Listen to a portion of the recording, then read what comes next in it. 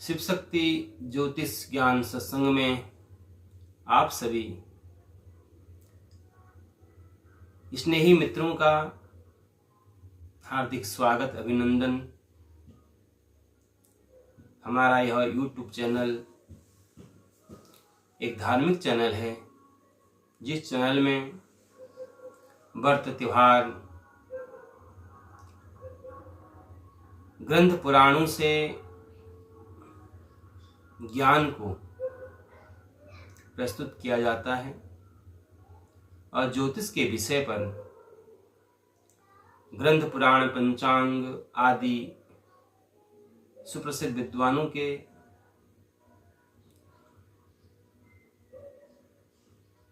का जो ज्ञान है उसे हम प्रस्तुत करने का प्रयास करते हैं। तो हमारे जो धार्मिक ग्रंथ हैं, पुराण हैं,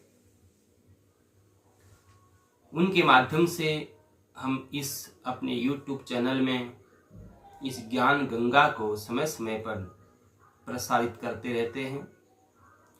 तो आप सभी लोगों का हमारे इस चैनल में स्वागत है। हमारा यह चैनल यदि आपको अच्छा लगता है तो इसे सब्सक्राइब करें और लाइक करें। आज हम नवरात्रों के इस पर्व पर, इस पावन बेला पर हम मार्कंडेय पुराण से मां भगवती के प्रादुर्भाव की एक कथा प्रस्तुत करने जा रहे हैं। ऋषि कहते हैं, पूर्व काल में देवताओं और असुरों में पूरे 100 वर्षों तक घोर संग्राम हुआ था। उसमें असुरों का स्वामी महिषासुर और देवताओं के नायक इंद्र थे। उस युद्ध में देवताओं की सेना महाबली असुरों से परास्त हो गई। संपूर्ण देवताओं को जीतकर महिषासुर इंद्र बन बैठा। तब पराजित देवता प्रजापति ब्रह्मा को आगे करके उस स्थान पर गए जहां भगवान शंकर और विष्णु भगवान विराजमान थे। देवताओं ने महिषासुर के पराक्रम तथा अपनी पराजय का यथावत वृतांत उन दोनों देवेश्वरों से विस्तार पूर्वक कह सुनाया। वे बोले, भगवान महिषासुर इंद्र, सूर्य, अग्नि, वायु, चंद्रमा, यम, वरुण तथा अन्य देवताओं के भी अधिकार छीन करके स्वयं ही सबका अधिष्ठाता बना बैठा है। उस दुरात्मा महिष ने समस्त देवताओं को स्वर्ग से निकाल दिया है। अब वे मनुष्यों की भांति पृथ्वी पर विचरण करते रहते हैं। दैत्यों की यह सारी सेना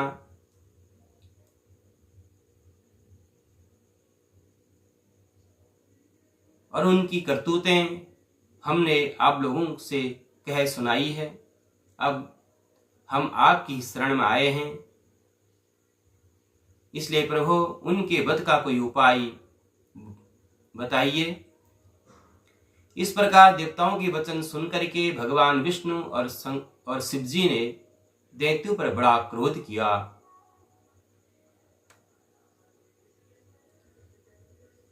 उनकी भौएं तन गई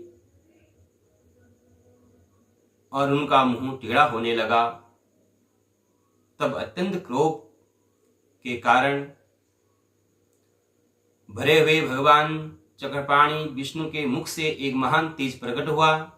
इसी प्रकार ब्रह्मा जी, शंकर जी और इंद्र आदि अन्य जो देवता थे, उनके शरीर से भी बड़ा भारी तेज निकला। वह सब मिलकर एक हो गया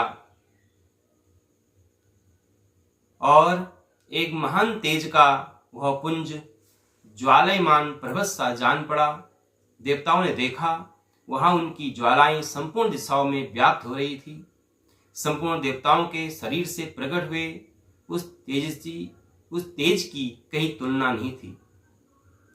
एकत्रित होने पर वह एक नारी के रूप में परिणत हो गया और अपने प्रकाश से तीनों लोगों को व्याप्त करने लगा। भगवान शंकर का जो तेज था उससे उस देवी का मुख प्रकट हुआ। यमराज के तेज से उनके सिर के बाल निकल आए। भगवान विष्णु के तेज से उनकी भुजाएं उत्पन्न हुई और चंद्रमा के तेज से उनके दोनों स्तनों का तथा इंद्र के तेज से मध्यभाग कटि प्रदेश का प्रादुर्भाव हुआ। वरुण के तेज से जंघा और पिंडली तथा पृथ्वी के तेज से नितंब भाग प्रकट हुआ। ब्रह्मा जी के तेज से दोनों चरण और सूर्य के तेज से उनकी अंगुलियां हुई। वसुओं के तेज से हाथों की अंगुलियां और कुबेर के तेज से नासिका प्रकट हुई। उस देवी के दांत प्रजापति के तेज से और तीनों नेत्र अग्नि के तेज से प्रकट हुए। उनकी भौहें संध्या के और कान वायु के तेज से प्रकट हुए थे। इसी प्रकार अन्य अन्य देवताओं के तेज से भी उस कल्याण में देवी का आविर्भाव हुआ। तदंतर समस्त देवताओं के तेज पुंज से प्रकट हुई देवी को देख करके महिषासुर के सताए हुए देवता बहुत प्रसन्न हुए। पिनाकधारी भगवान शंकर ने अपने सूल से एक सूल निकाल कर उन्हें दिया। फिर भगवान विष्णु ने भी अपने चक्र से उत्पन्न करके एक चक्र दिया, भगवती को अर्पण किया। वरुण ने भी शंख भेंट किया, अग्नि ने उन्हें शक्ति दी, वायु ने धनुष बाण से भरे हुए तरकस प्रदान किए। सहस्त्र नेत्रों वाले देवराज इंद्र ने अपने ब्रज से उत्पन्न करके ब्रज दिया। ऐरावत हाथी से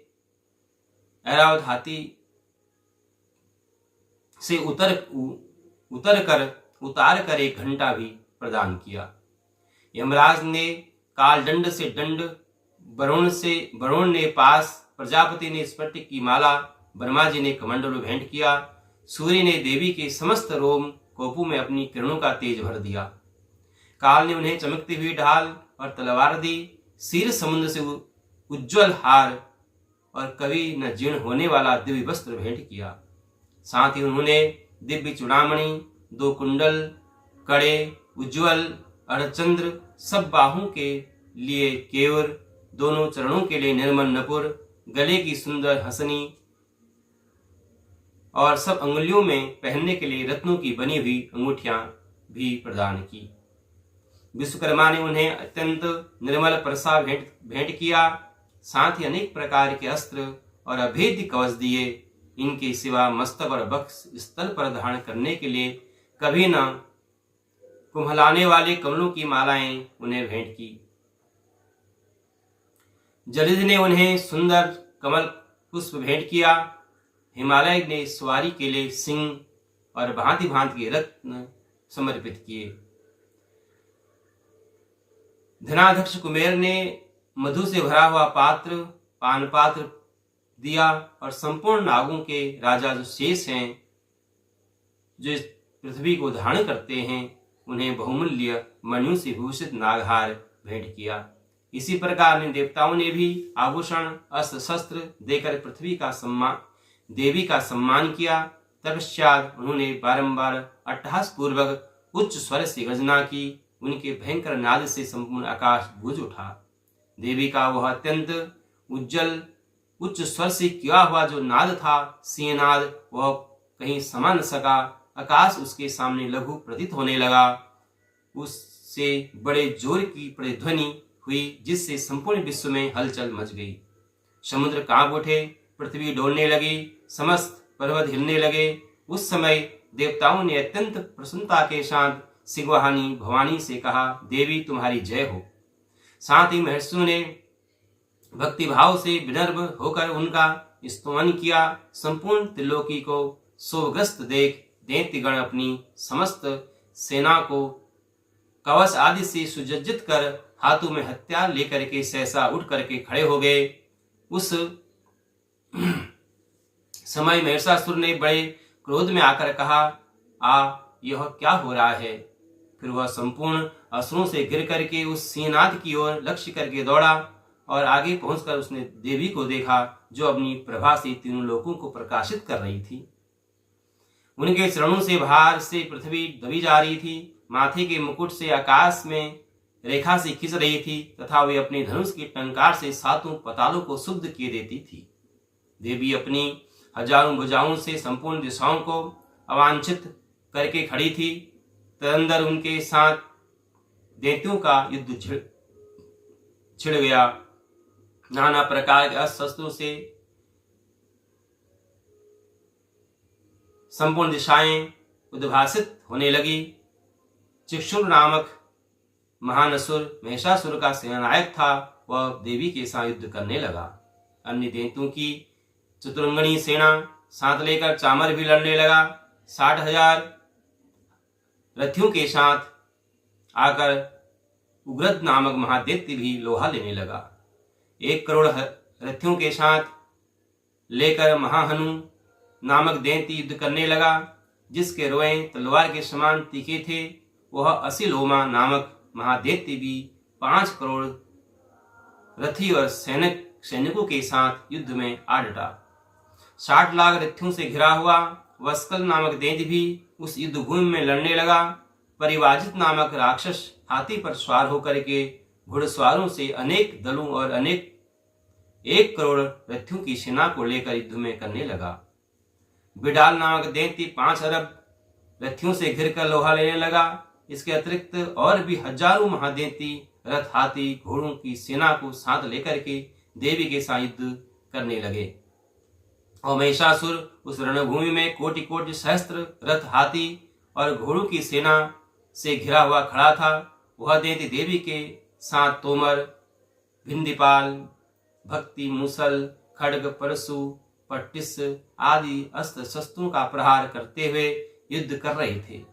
उस दैत्य ने उन पर शक्ति का प्रहार किया, कुछ लोगों के पास फेंके तथा कुछ दूसरे दैत्यों ने खड्ग प्रहार करके देवी को मार डालने का उद्योग किया।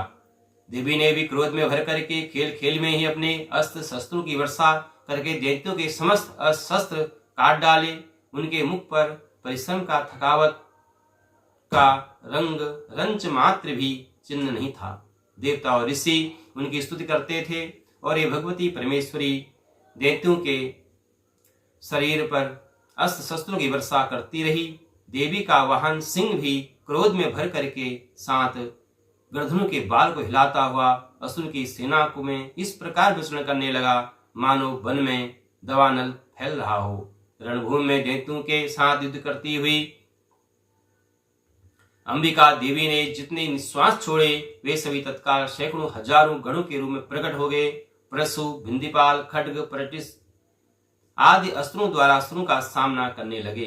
देवी की शक्ति से बड़े हुए वे गण असुरों का नाश करते हुए नगाड़ा, शंख आदि बाजे बजाने लगे। उस संग्राम महोत्सव में कितने ही गण मृदंग बजा रहे थे। तंदर देवी ने त्रिशूल से, गदा से, शक्ति की वर्षा से, खड्ग आदि से सैकड़ों महादैत्यों का संहार कर डाला। कितनों को घंटे के भयंकर नाद से मूर्छित करके मार गिराया। बहुत तेरे दैत्यों को पास से बांधकर पृथ्वी पर घसीटा। कितने ही दैत्य उनकी तीखी तलवार के मार से 2 टुकड़े हो गए। कितने ही गदा की चोट से घायल होकर पृथ्वी पर गिर पड़े। कुछ रण संग्राम में जो बाण समूह की वृष्टि से कितने अस्त्रों की कमर टूट गई।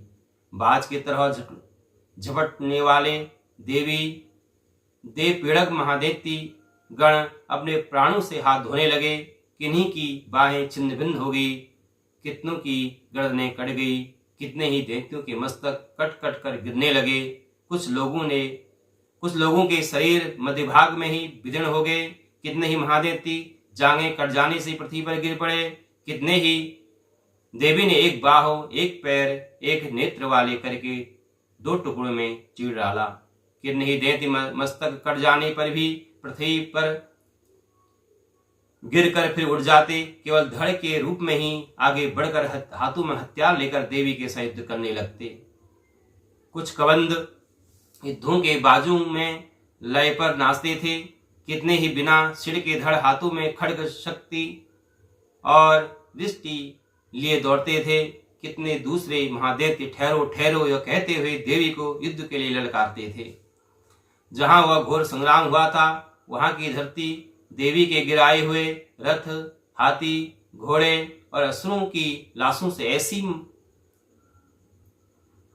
ऐसी फट गई थी कि वहां चलना फिरना संभव हो गया था। दैत्यों की सेना में हाथी घोड़े असुरों के शरीर इतनी अधिक क्षण भर में अधिक मात्रा में रक्तपात हुआ कि थोड़ी देर में वहां खून की बड़ी बड़ी नदियां बहने लगी। जगदम्बा ने असुरों की विशाल सेना को क्षण भर में नष्ट कर दिया।